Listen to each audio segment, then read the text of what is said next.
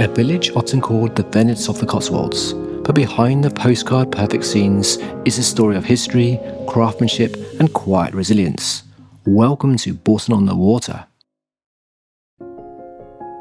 Set in the heart of Gloucestershire, Bourton-on-the-Water is part of the Cotswolds, a region defined by gently rolling hills, honey-coloured limestone and centuries-old architecture. The village sits astride the River Windrush, which flows quietly through the centre.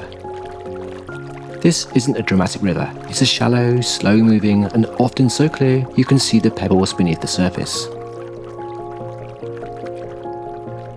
Elegant low stone bridges dating back to the 18th century cross at regular intervals,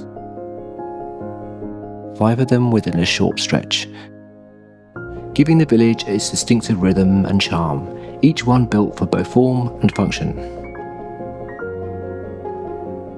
Though it feels like a storybook scene, Bourton's history is grounded by practical roots.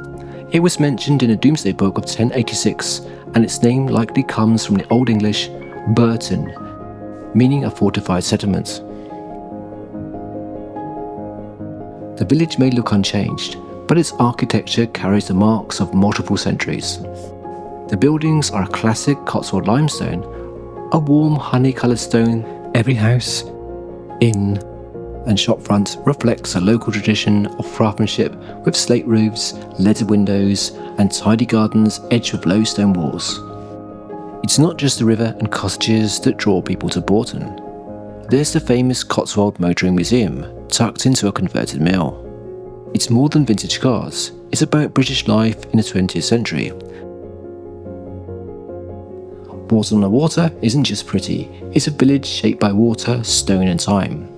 Whether you come for an afternoon or stay longer, there's more here than first meets the eye. We are Cinematic Travels, and we really hope you enjoy our videos. And please like and subscribe if you do.